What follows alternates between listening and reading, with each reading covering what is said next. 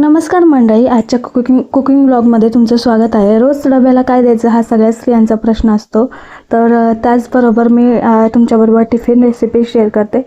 तर सगळ्यात आधी मी इथे भात लावून घेतलेला आहे, साधा पांढरा भात, आणि त्यानंतर भाजीची तयारी सुरुवात करते. तर भाजीमध्ये मी आज मस्त अशी वाटून शेवग्याची भाजी करणार आहे. त्यासाठी कांदा, लसूण, अद्रक, टमॅटो सगळं असं बारीक बारीक कापून घेतलं आहे. तर कांदा आपण छान असं तेलात परतून घेणार आहोत. तर तेलात परतल्यानंतर लालसर रंगावर छान परतून घ्यायचा. त्यानंतर शेवग्याच्या शेंगा मी थोड्याशा उकडून घेते, जेणेकरून आपली भाजी पटकन शिजेल आणि लवकर आपला स्वयंपाक तयार होईल. तर पटापट अशा मी शेवग्याच्या शेंगांची भाग 1 इंच एवढे भाग करून घेतलेले आहेत.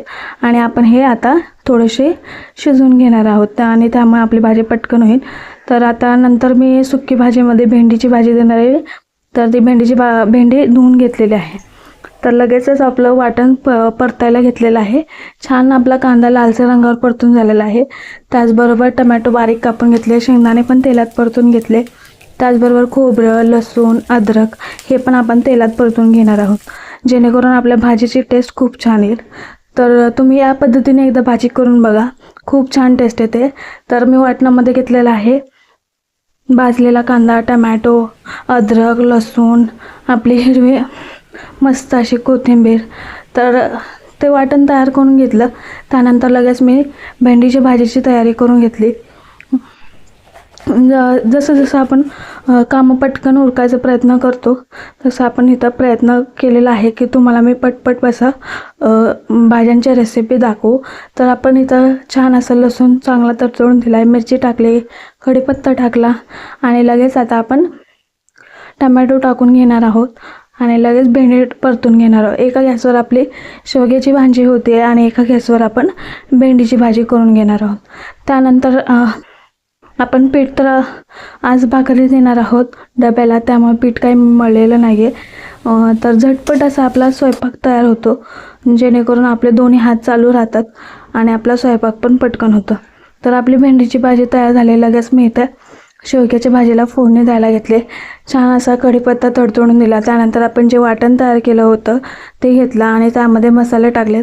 तर इथं मी कांदा लसूण मसाला, लाल तिखट, हळद, परत धने पावडर आणि जिरे पावडर छान असं परतून घेतलेलं आहे. आणि थोडीशी हळद टाकून आपलं छान वाटण लालसर रंगापर्यंत होऊस्तर परतून घ्यायचं आहे. लगेच मी इथं भाकरीला तयारी घेतली आहे. तर भाकरी तयार करून घेतल्या म्हणजे भाकरीचं पीठ मळून घेते आणि लगेच आपण झटपट अशा भाकरी करणार आहे. तर कोणाला ज्वारीची भाकर येत नसेल तर कमेंट करून सांगा, मी रेसिपी नक्की शेअर करेल. आणि झटपट तुम्ही जेवढं ज्वारीचं पीठ छान मळून घ्याल ना, तेवढी तुमची ज्वारीची भाकरी एकदम मस्त येईल.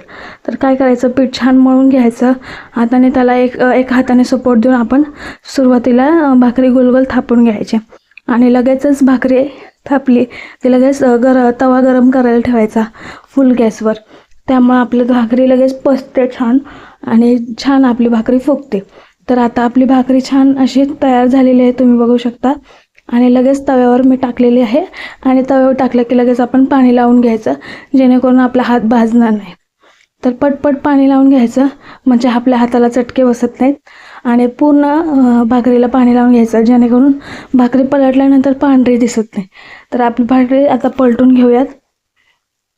आणि तोपर्यंत भाकरी आपली वरची होते, तोपर्यंत खालची भाकरी पण आपली तयार झालेली पाहिजे. तर आता भाकरी आपली छान पचलेली आहे मागच्या साईडने, म्हणजे भाजली गेलेली आहे.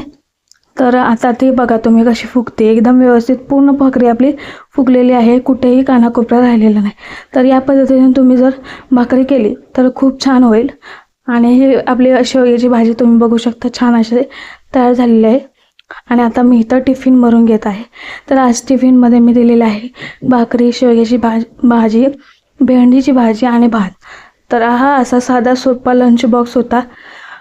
तर मी जे बनवते घरी तेच लंच बॉक्समध्ये देते. तर तुम्हाला रेसिपी आवडत असेल तर प्लीज व्हिडिओला लाईक, शेअर आणि कॉमेंट करायला विसरू नका. अशाच नवीन रेसिपीजसाठी नक्की चॅनलला भेट देत राहा. थँक्यू.